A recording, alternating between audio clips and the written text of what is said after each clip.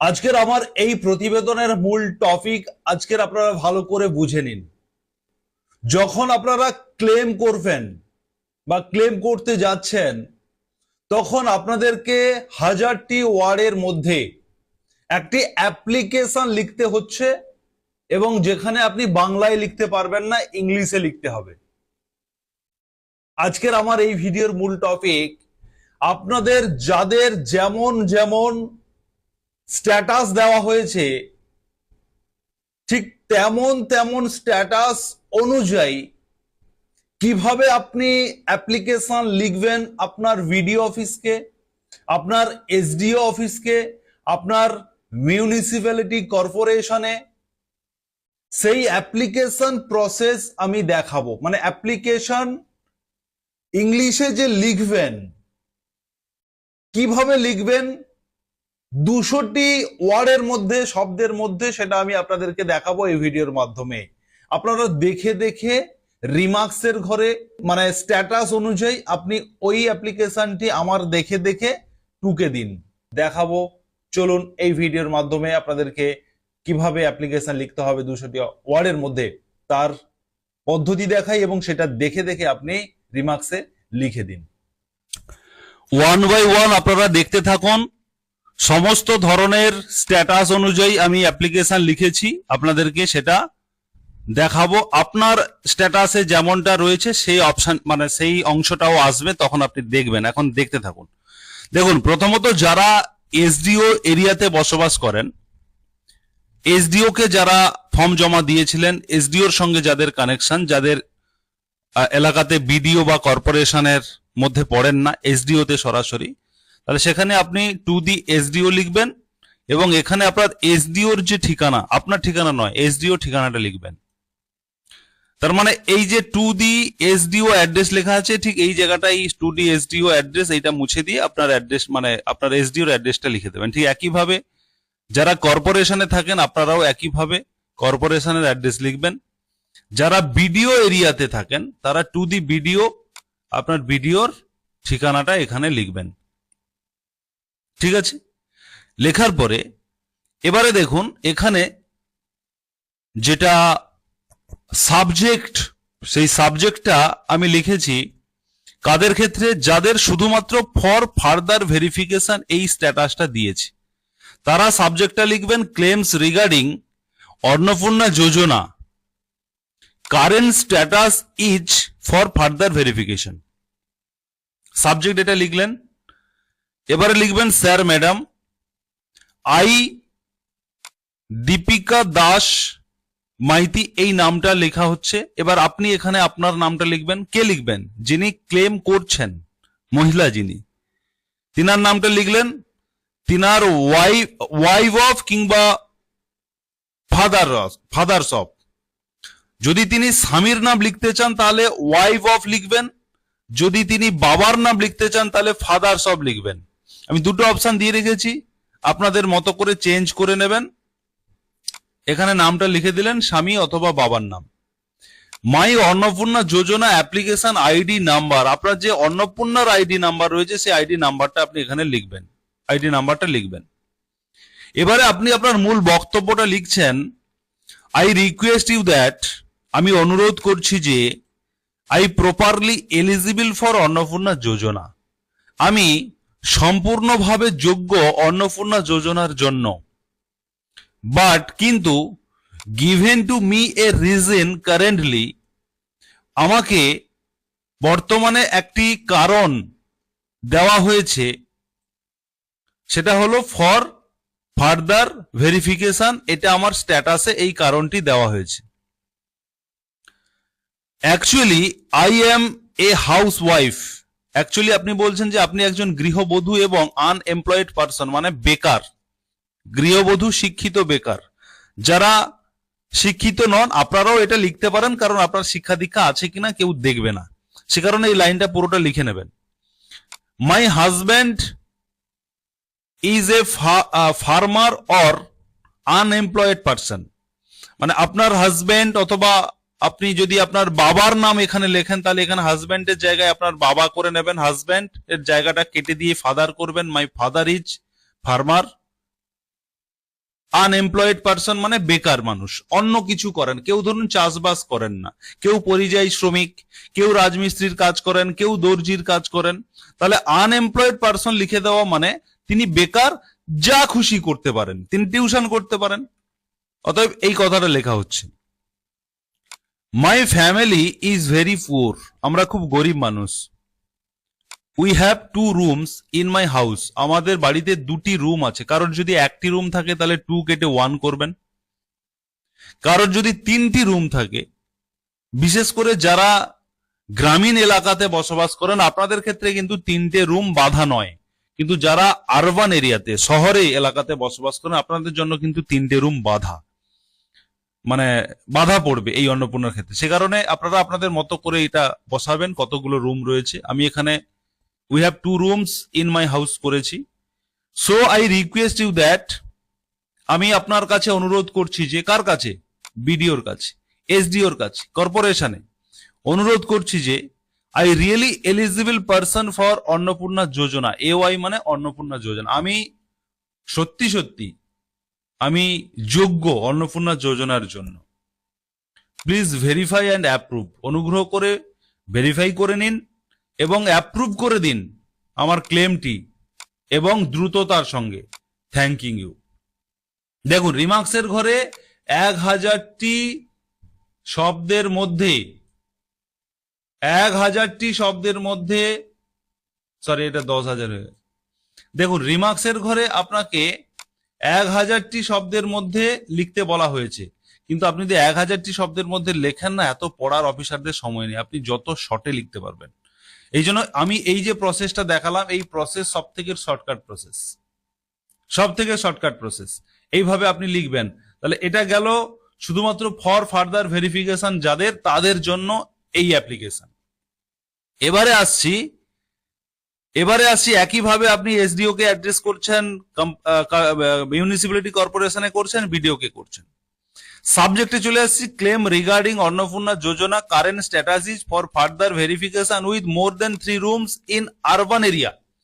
যাদের এই স্ট্যাটাসটা দেওয়া হয়েছে যে for further verification more than 3 rooms in urban area, এটা ইন হবে, ইন আরবান এরিয়া। আপনার জন্য বলি, ধরুন আপনার আরবান এরিয়াতে বাড়ি, শহরে অঞ্চলে বাড়ি, কিন্তু আপনার 3টে রুম নেই, অথচ আপনাকে 3টে রুমের অবজেকশন দেওয়া হয়েছে স্ট্যাটাসে। তখন আপনি অ্যাপ্লিকেশনটা এইভাবে লিখবেন, স্যার ম্যাডাম, আই আপনার নাম লিখলেন, হাজব্যান্ড অথবা বাবার নাম এখানে লিখবেন, ওয়াইফ অফ অথবা father's of, my Annapurna Yojana application ID লিখবেন। এবারে এখানে লিখছেন I request you that I proper eligible for Annapurna Yojana but given to me a reason currently is for further verification with more than 3 rooms in urban area. এটা হচ্ছে in হবে, M হয়ে গেছে, এটা ইন করবেন, আইএন এরিয়া, তার মানে এই স্ট্যাটাসটা আপনাকে দেওয়া হচ্ছে। এবারে আপনি কি বলছেন? এবারে বলছেন যে actually I M a house wife and unemployed person, আপনি বেকার এবং গৃহবধূ। মাই হাজব্যান্ড অথবা ফাদার, হাজব্যান্ড হলে হাজব্যান্ড, বাবা হলে বাবা, যেটা হবে সেটা এখানে লিখবেন। My husband is a farmer unemployed person, কিছুই করেন না, মানে আনএমপ্লয়েড মানে কিন্তু বেকার, তার মানে তিনি যা খুশি করতে পারেন, যে কোনো কাজের সঙ্গে জড়িত হতে পারেন, ফার্মার হতে পারে, অন্য কোনো কাজও হতে পারে। মাই ফ্যামিলি ইজ পুয়ার মানে গরিব। We have 2 rooms in my house, এই যে এখানে যখন, এই যে দেখুন এখানে আপনার স্ট্যাটাসে দিয়েছে 3টে রুমের জন্য আপনাকে বাদ দেওয়া হয়েছে, কিন্তু আপনি বলছেন যে আমাদের 2টো রুম, 3টে রুম নয়, এটা আপনি লিখছেন, সে কারণে আপনি এলিজিবল হয়ে যাবেন। So I request you that I really eligible person is please verify and approve my claim as soon as possible. তাহলে যাদের এই স্ট্যাটাসটা রয়েছে আপনারা এইভাবে আপনার অ্যাপ্লিকেশনটি রিমার্কসের ঘরে লিখবেন। এবারে আসছি যাদের স্ট্যাটাসে দিয়েছে, কি দিয়েছে? For further verification with government employee and more than 3 rooms in urban area, এটা ইন করবেন, এটা ভুলে এম হয়েছে আমার এখানে। তাহলে আপনি সাবজেক্টটা লিখছেন কি? Claims regarding Annapurna Yojana Current status is for further verification with government employee and more than 3 rooms in urban area. এটা এবারে আপনি কি সাজাচ্ছেন, লিখছেন স্যার ম্যাডাম আই, আপনার নাম লিখছেন, ওয়াইফ অফ ফাদার অফ লিখছেন, অন্নপূর্ণা যোজনা আইডি এখানে লিখছেন, আই রিকোয়েস্ট করছেন যে প্রপার এলিজিবল ফর অন্নপূর্ণা যোজনা, আপনি সম্পূর্ণভাবে অন্নপূর্ণার জন্য যোগ্য, কিন্তু আপনাকে কারেন্ট স্ট্যাটাস কি দেওয়া হয়েছে for further verification with more than 3 rooms in rural, এটা রুরাল নয়, এটা আরবান এরিয়া আপনারা করবেন। রুরাল এরিয়ার জন্য কিন্তু 3টে রুম সমস্যা নয়, আমার এখানে আরবান লেখা উচিত ছিল, এটা রুরাল মিস্টেক হয়েছে, আপনারা আরবান করবেন, তাহলে আরবান এরিয়া। এবারে আপনি বলছেন যে actually I am a housewife and unemployed person. My husband or father is contractual employee. এবারে আপনাদেরকে বলি, যেহেতু আপনার স্ট্যাটাসে গভর্নমেন্ট এমপ্লয়ি লেখা রয়েছে, এখানে সরকারি নিয়ম রয়েছে, যদি আপনার বাড়িতে কেউ ধরুন সরকারি চাকরি করেন কিন্তু তিনি স্থায়ী পদে চাকরি করেন, তাহলে আপনার স্ত্রী মানে যিনি চাকরি করেন তিনার স্ত্রী অন্নপূর্ণা পাবেন না, কিন্তু তিনার মা পাবেন, তিনার বোন পাবেন, তিনার ভাই বউ পাবেন। সেক্ষেত্রে আপনারা কিন্তু এখানে উল্লেখ করতে হবে, এখানে কিন্তু একটু কারেকশন করার ব্যাপার রয়েছে, আপনাদেরকে বুঝিয়ে দিচ্ছি। ধরুন আপনি ওয়াইফ হিসেবে ক্লেম করছেন, তাহলে আপনি কি লিখবেন যে my husband is contractual employee. যদি আপনার কন্ট্রাকচুয়াল এমপ্লয়ি হয়ে থাকেন আপনার হাজব্যান্ড, তবে আপনি অন্নপূর্ণার জন্য যোগ্য। যদি স্থায়ী পদে চাকরি করেন তাহলে ক্লেম করার দরকার নেই, আপনি টাকা পাবেন না। বোঝা গেল? তো কন্ট্রাকচুয়াল এমপ্লয়ি যাদের গভর্নমেন্ট এমপ্লয়ি স্ট্যাটাসে দেওয়া হয়েছে, যদি আপনি কন্ট্রাকচুয়াল এমপ্লয়ি হয়ে থাকেন সেক্ষেত্রে কিন্তু আপনি এইভাবে ক্লেমটা সাজাবেন, মানে অ্যাপ্লিকেশনটা সাজাবেন। মাই হাজব্যান্ড, আপনি ওয়াইফ হিসেবে ক্লেম করছেন যে মাই হাজব্যান্ড, আমার স্বামী একজন চুক্তিভিত্তিক কর্মী এবং আমাদের 2টি রুমের ঘর রয়েছে। এটা আপনি হয়তো দিতে পারেন, নাও পারেন, এটা অপশনাল বা অপশনাল নয়, যেহেতু স্ট্যাটাসে আপনার 3 রুমস বলে দেওয়া হয়েছে, সে কারণে কিন্তু আপনাকে এখানে দিতে হবে যে we have 2 rooms in my house, আমার বাড়িতে 2টো রুম রয়েছে এবং কন্ট্রাকচুয়াল কর্মী, সেক্ষেত্রে আপনি এলিজিবল হয়ে যাবেন। যদি ধরুন আপনার মা, ধরুন একজন এমপ্লয়ি রয়েছেন, ছেলে গভর্নমেন্ট এমপ্লয়ি স্থায়ী পদে চাকরি করেন, ধরুন বিএসএফ বা স্কুল টিচার বা পঞ্চায়েতের কর্মী, স্থায়ী কর্মী, তিনার মা অ্যাপ্লিকেশনটি লিখছেন, তাহলে তিনার মার নাম হবে, মায়ের স্বামীর নাম হবে, যা যেমন আছে তেমন হবে। শুধু এইখানে চেঞ্জ হবে কি, যে এই যে মাই হাজব্যান্ড আছে এখানে মাই সন হবে। My son is a government employee, কন্ট্রাকচুয়ালটা উঠে যাবে, my son is a government employee but I housewife, এখানে বলা হয়েছে I am a housewife and a unemployed person, বলে তিনি নিজেকে জানিয়েছেন নিজে হাউসওয়াইফ এবং আনএমপ্লয়েড বেকার, কিন্তু তিনার পুত্র গভর্নমেন্ট চাকরি করেন, সেক্ষেত্রে তিনার মা এলিজিবল হবেন, মা টাকা পাবেন। বুঝতে পেরেছি?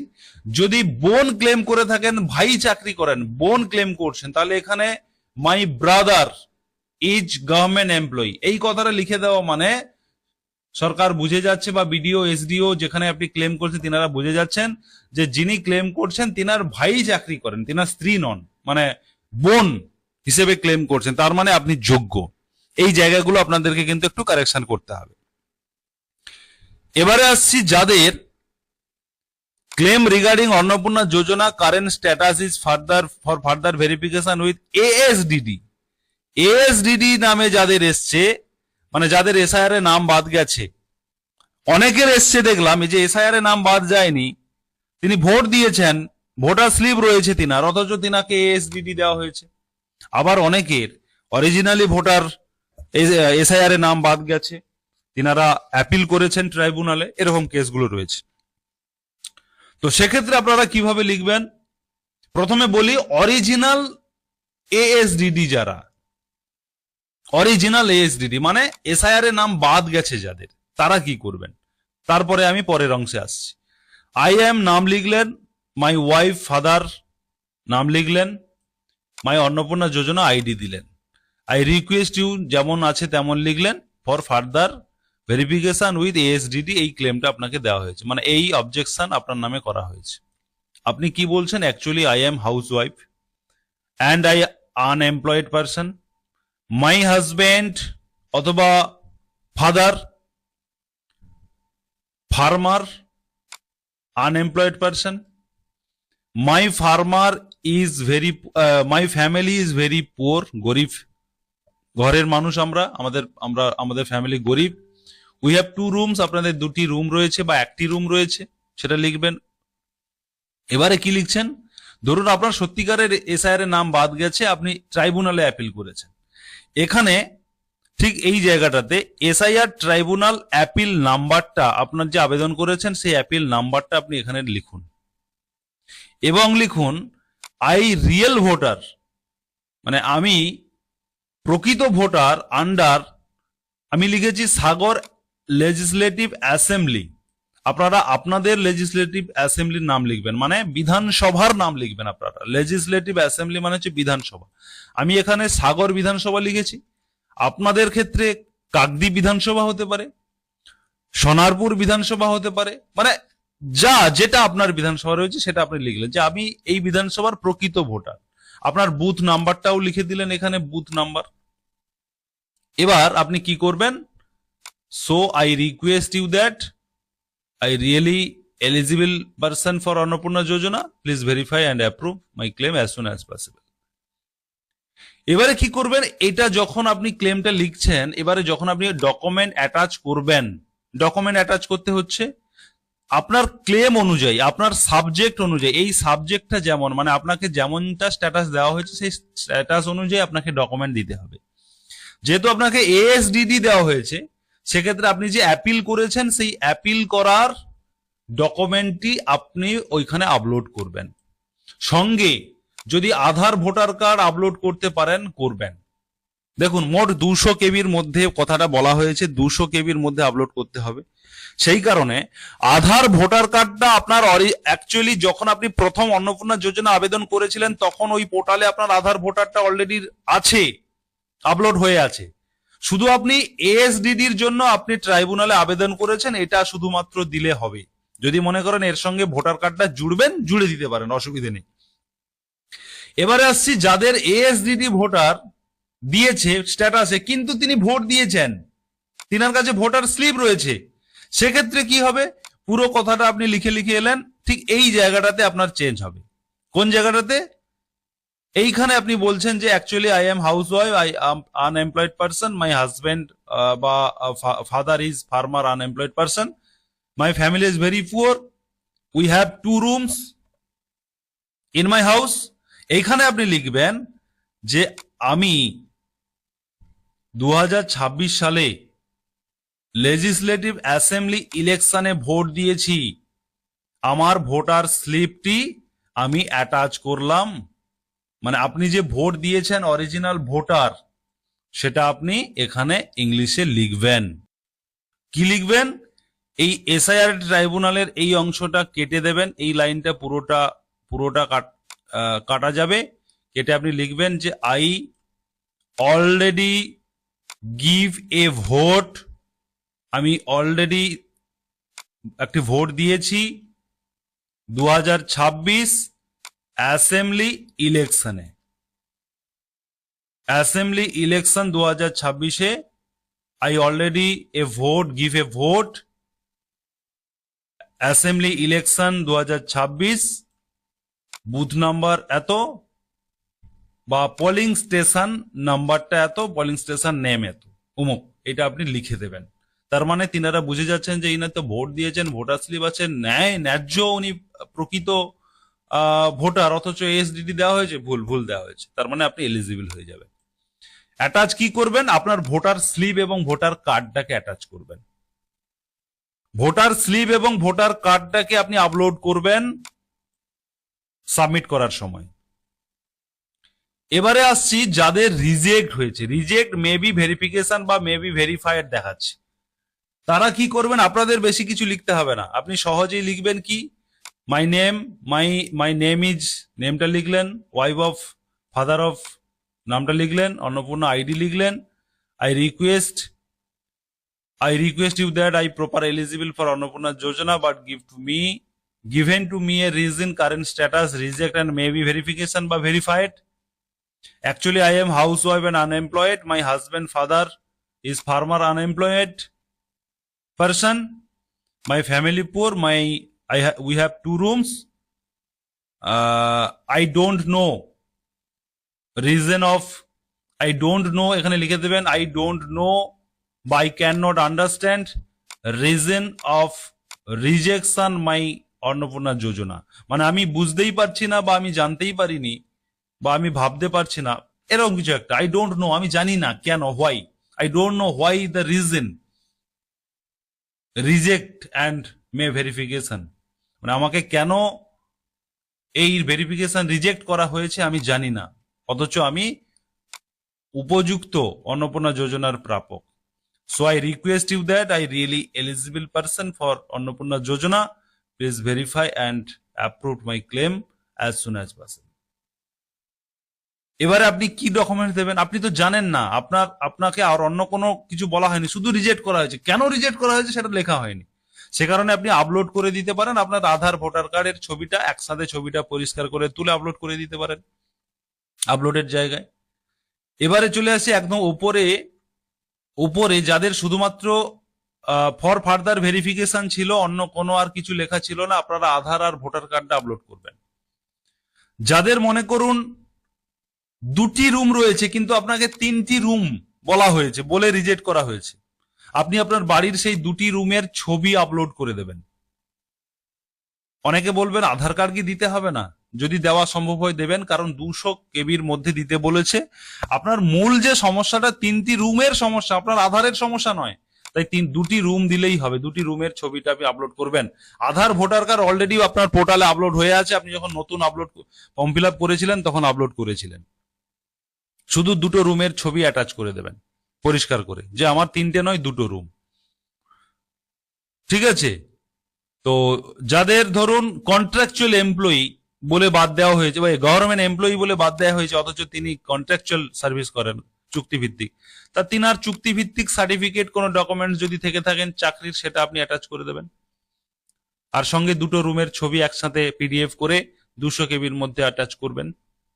এইভাবে আপনারা ক্লেম রিমার্কসের ঘরে এবং কি আপলোড করবেন তার সম্পূর্ণ প্রসেস, যারা এখনো করেননি এভাবে করুন, বা যারা করে ফেলেছেন এইভাবে করেছেন কিনা একটু ভেবে নিন। আর এই ভিডিওটি বেশি বেশি করে শেয়ার করুন, সবাইকে জানার সুযোগ করে দিন, খুবই গুরুত্বপূর্ণ এই ভিডিও। ধন্যবাদ।